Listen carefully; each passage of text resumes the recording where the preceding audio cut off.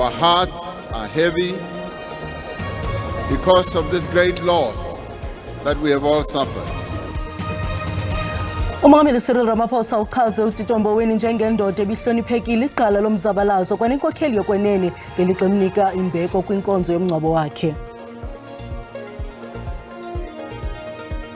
Kwelinye icala umfundisi uRay Macaulay uchazwe njengesicaka somdali netshantliziyo lengcinezelo ebelimele ubulungisa. Iqela leqakamba lamanina loMzantsi Afrika ngomso lisethubeni lokwenza imbali yokuphumelela indebe yehlabathi ye-T20 xa liqubisana neNew Zealand eDubai.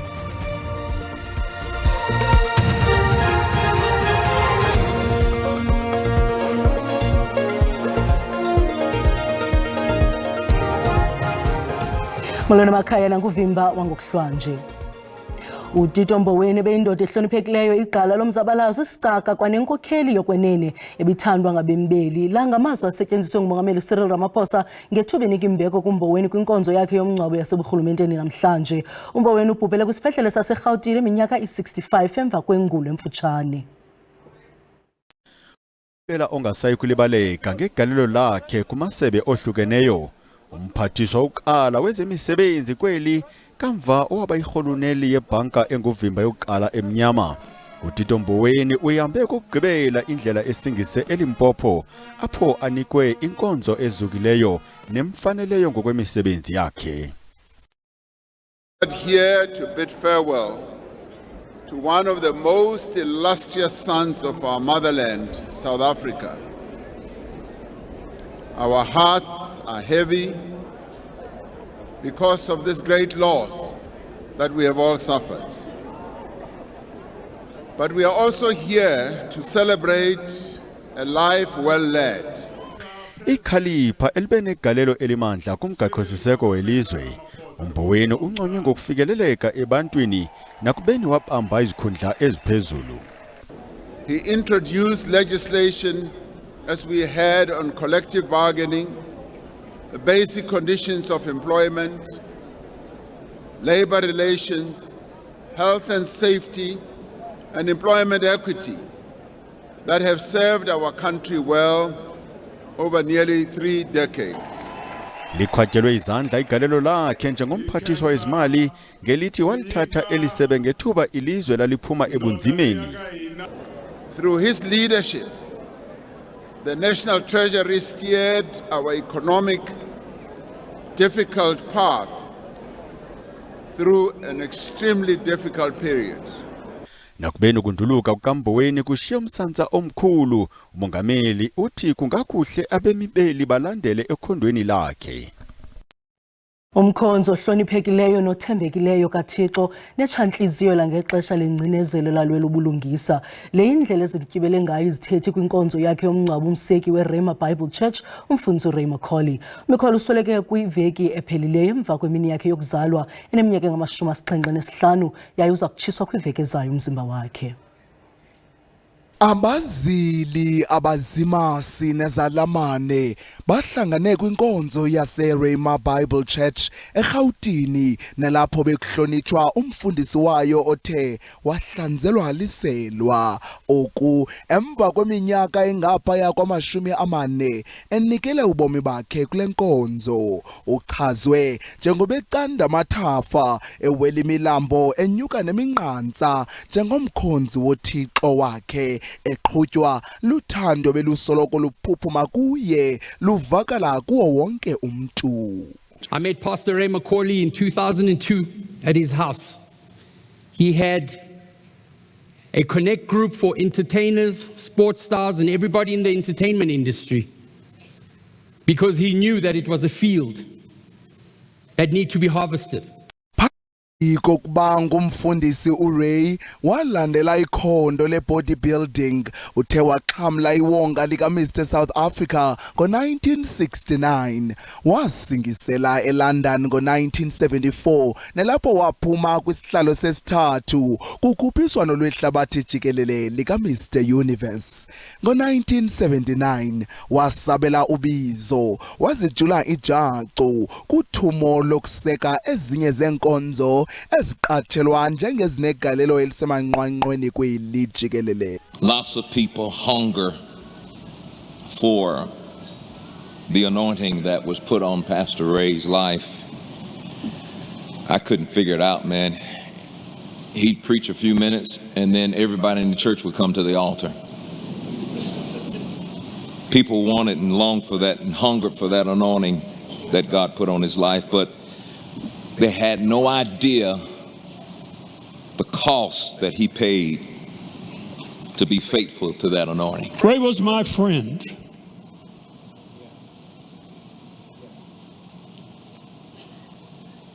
He believed in me when no one knew me and brought me into his huge world by making room for me. Ray was my teacher. Kananjalo usapho lwakhe lutyatyadule ngamazwi womzila ozinzileyo umfundisi uMacaulay awushiyayo lumbalula njengomqoqi wezimilo negorha eligangathe ngenguqu kwelili magada hlabayo. My dad was a motivator, counselor, influencer, a convincer on every level, whether it was to bring disputing, divided leaders together.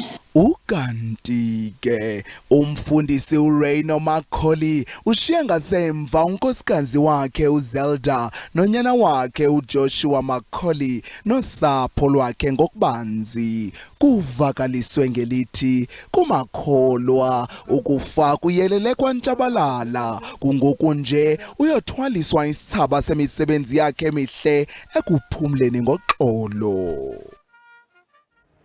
Uluntu lwaseBityi ngaseMthatha lusakhwankqisekile emva kokuba amadoda amabini adubule abulala abantu abahlanu phezolo. Ngokwengxelo yamapolisa lamadoda aqhekeze indlu abulala isibini esitshatileyo phambi kokuthulula ngembumbulu kwindlu enganeno abulala abantu abathathu konzakala abantwana ababini. Uluntu olushiyeke lunomothuko ludibene kwilali yaseNcejana ngokusiqhamshelana nentatheli yethu Nomzwanele Mngoma eseBityi. Nomzwanele, siyakwamkela, khasixelele kwenzeka ntoni, injani imeko apho? Mandibulise na kubantu ekhayeni. Okwangoku imeko imbi kakhulu. Sifike imeko ingentlanga apha ekhayeni nangoku sime apha kukhona abanye amalungu osapho angenayo nawo esitsho nje isijwili naxa besithetha nelungu losapho apha ekhayeni bekunzima wade watsho into yoba akazukwazi ukuthetha ixesha elide kuba akekho kwimeko entle. Wabe evakalisa ke into yokuba le nto yenzekileyo apha ekhayeni ibashiye bebuhlungu kakhulu. Kodwa ke uyakhumbula ukuba indawo yalapha eBityi yindawo ezenzekayo amaxesha amaninzi, amatyela amaninzi eziziganeko zikumila kunje. Sasike salapha usapho lwakwamXatha lulahlekelwe ngamalunga ayi-7 belungiselela umngcwabo. Saphinde salapha amaxhoba ali-10 kuse nawo eswelekile. Kodwa ke sithe xa sincokola nenkosi yalapha ekuhlaleni nayo yasikrobisela ukuba kudala kwispace se2 months akudluli ixesha elide abantu bengabulawanga. Inyanga nje ezimbini ezidlulileyo abantu sebe ngama-20 aseke babulawa. Kodwa ke masimamkele uChief uNkosi Bhovulengwe Mtirharha. Nkosi, kudala nimemelela ukuba amapolisa makanincedise, akhona atyaliweyo kodwa umonakalo usaqhubeka. Buke wakhankanya neziganeko bezike zimane senzeka apha. Mandibulise msasazi ndibulele. Apha eBityi lento yokubulawa abantu into eyenzeka phantse yonke imihla. Uba kugqitha iintsuku ezintathu ungabulawa ngamntu siye siqonde into yoba ngaba hayi into akukhona into engenzekanga. Amapolisa akhona kodwa awonazimoto ebusuku wapatroli kuba awonazimoto. iBityi police station akukho network, ubuya phone awufumani mntu oseBityi, ilandline ayisebenzi. Akhona wona amapolisa afikileyo ayi-15 ukongeza kumapolisa akhoyo. Kodwa sasimemelela urhulumente basicela isitishi esi sinyuswe noko sibe kwinqanaba belingasentla so that ii-resources ezinjengeemoto zikwazi ukuba ngaba zibe zikhona. Okokoko ke sasilindile kodwa ke sinethemba mhlawumbi umphathiswa lo ukhona uza kwenza into yoba kube bhetele. Kodwa bona abantu bayabulawa. Last week bekungcwatywa oomama notata abadutyulweyo kwenye ilali nakwenye ilali bengconya umbama notata abadutyulweyo into okubulawa kwabantu into embi eyenzekayo kwimihla. Siyayicela ungenelelo lukarhulumente. Kwakhona ingxaki esinayo ziinkundla zomthetho, bathi sebebanjiwa abantu bakhululwe ziinkundla zomthetho. Nkosi, ubuke wayikhankanya into yokuba eso siganeko sokuqala nesi senzeke apha kwelikhaya. Umhlambi ni njengoba sasike sancokola ngaphambili nabahlali babeke bayiphakamisa into yokuba barhanela ukwebiwa kwemfuyo lento kunje kule ndawo yalapha eBityi. Ingaba umhlambi nakwelityeli okanye nakumatyeli angaphambili kwangabuke wakhankanya umhlambi unobangela wayo yonke lento isekukwebiwa kwemfuyo? Unobangela wengxabano yezilali zalapha intsusa kokubuwa kwemfuyo okanye babe batyholana ngobugqwirha, kodwa amaxesha amaninzi kokubuwa kwemfuyo akugqithi iintsuku zambini kule ndawo yaseBityi kube kuvulelwe inkomo negusha, kodwa ngoku kuphethe umchunu noko yehlile izinga lokubuwa kwemfuyo, kodwa abantu bona basethe gqolo ukubulalana. Anibulele Nkosi. Inkosi yalapha ekuhlaleni ke leyo uNkosi Mfundo Bhovulengwe Mtikaka nohlali ekhona ke xa sesihambela ezindawo apho kuye kube khona eziziganeko zenzekayo nokudala ememelele emapoliseni into yokuba makangenelele manibuyisele intamba kuni.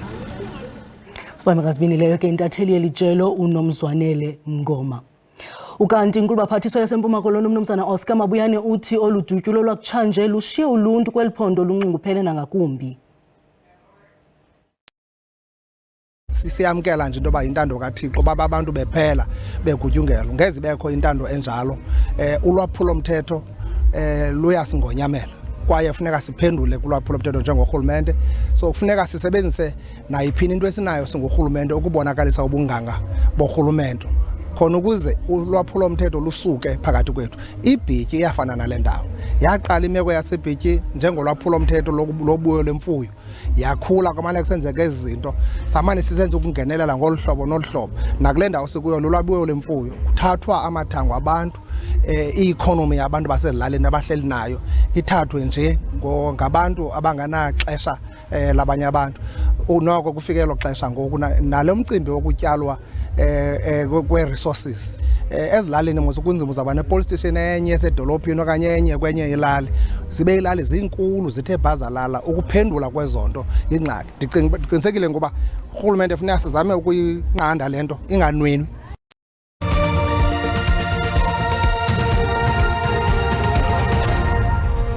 Sinamkela kwakhona kwiindaba zelijelo. Uyakwazi ukubukela kwakhona ezindaba kwijelo le-YouTube uthi SABC Iindaba zesiXhosa. Ukanti xa ubukele sicela ucofe ulike ukuba ukamcofi usubscribe. Sibongoza wenze njalo kunqaku lokuqala sithe. Tito Mboweni beyindoda ehloniphekileyo, igqala lomzabalazo, isicaka kwanenkokheli yokwenene ebithandwa ngabemi beli. La ngamazwi asetyenziswe ngumongameli Cyril Ramaphosa ngethuba enika imbeko kuMboweni kwinkonzo yakhe yomngcwabo yaseburhulumenteni namhlanje. uMboweni ubhubhele kwisibhedlele saseRhawutini eminyaka yi-65 emva kwengula emfutshane. Abekwe kwikhaya lawo lokugqibela amadoda amane kwamathandathu adutyulela ahlanziselwa kwiveki ezimbini ezigqithileyo kwilali yasegodini kuQumbu eMpuma Koloni. Ukanti amaxhoba amabini nawo awa kule nyikitya osapho lwakasotshongaye aza kungcwatywa ngomso. Kodwa ngethuba kuqhutywa le nkonzo yomngcwabo kuvakele ezinye zokugetyengwa kwabantu abahlanu abadutyulwe kwilali yaseBityi eMthatha konzakala abantwana ababini. Sithiwa Ndlelantle kumaqhawe asekuhlaleni. Iintsapho zabo bezijonge kubo ukugxotha ikati eziko. Nangona ungaziwa unobangela wokubulawa kwabo, amarhe athi oku kukumayelana nokubiwa kwemfuyo kulo mmandla. Besikade sisoyika loluthatho lwezimpalo lale mfuyo, ngoba xa ulizothathwa le mfuyo ayithathwa ungayiboni. Le nto bisiza ukuthi umthetho apha imiphefumlweni yethu. Onke amaxhoba bebe kwiforum ejongene nokubiwa kwemfuyo. La madoda ibingawo insika zale lali.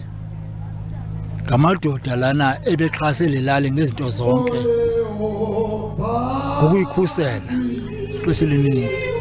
Kusenjalo kubonakala ingathi liyalukhula ulwaphulo mthetho mayelana nokubulawa kwabantu kwizithili iOR Tambo kunye naAlfred Nzo apha ephondweni. Izaphula mthetho siqale imfazwe nabantu singabathi nasikayiboni loo nto asikayiqondi kodwa sisemfazweni zange yabakho into yokugetyengwa kwabantu nokubulawa kwabantu nabantu ababonakala bengena velwano abangena mvakalelo ngobomu nabangena xesha lobomu babanye abantu thina funa siqakeke abo bantu sibakhangelela uba bahamba siyobagcina sikhusele ubomi babo umongameli saphinde ndisiphakamise sesiphakamise bendisenzile ixesha lokuziswa kwamajoni akasazusiwana kweza ndawo besithi makaye kuzo ayogada ezi catalytic projects sifuna ngoku abe khona amajoni kuba amapolisa asizokwazi banawo agade ilali nelala agade umzi nomzi sele kubanjwe umuntu oyi-1 ngesisehlo amapolisa athi ngahle kuphinde kubanjwe abanye abantu njeba uphando lusaqhuba abongile Yankees kwiindaba ze-SABC kwilali igodini kuQumbu. Ipalamente iliqhwabele izandla itshantliziyo membathisi Mdladlana osomlomo bepalamente bathi igalelo kaMdladlana kweli lizohlala likhumbuleka. Lo kaMdladlana wayengumphathiswa wezemisebenzi ekwalilungu lepalamente iminyaka eli-15. Umembathisi Mdladlana uchazwa njengomnye wabantu abaphuhlisa imithetho ekhusela abasebenzi kweli. Ipalamente ithi udlale indima enkulu kwiminyaka yokuqala yolawulo lwentando yesininzi.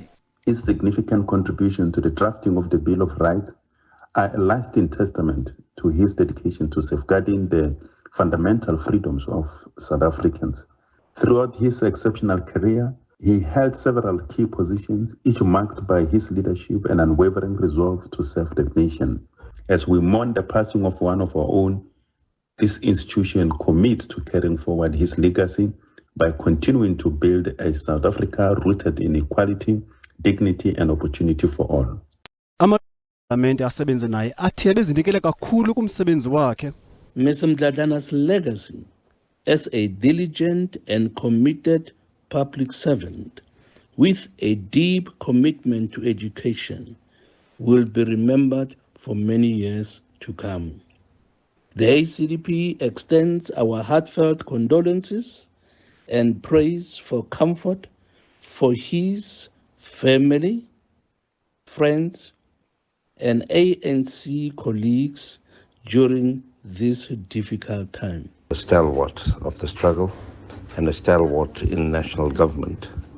It is a pity that he had to pass on soon after Honorable Tito Mboweni, because both of them served in the Labour portfolio and did extremely well at their jobs. Ipalamente ikwathi ilizwe lilahlekelwe inkokheli ebalaseleyo kwaye imisebenzi yakhe yohlala ibonakala. Umphathiswa olawulo ngobambiswano nemicimbi yezemveli uThulasizwe Buthelezi ubhengeze ukuba inkokheli zemveli kumele zisebenze kwisigaba somasipala kwiphondo. Buthelezi uthethe ngelithi kuza kuthabatha izinxaxheba inkokheli zemveli ekubeni nelizwi kwingqungquthela neengxoxo zamabhunga omasipala. Ingxenye enkulu yesifundazwe eKwaZulu-Natal yakhiwe izindawo ezingaphansi kwamakhosi.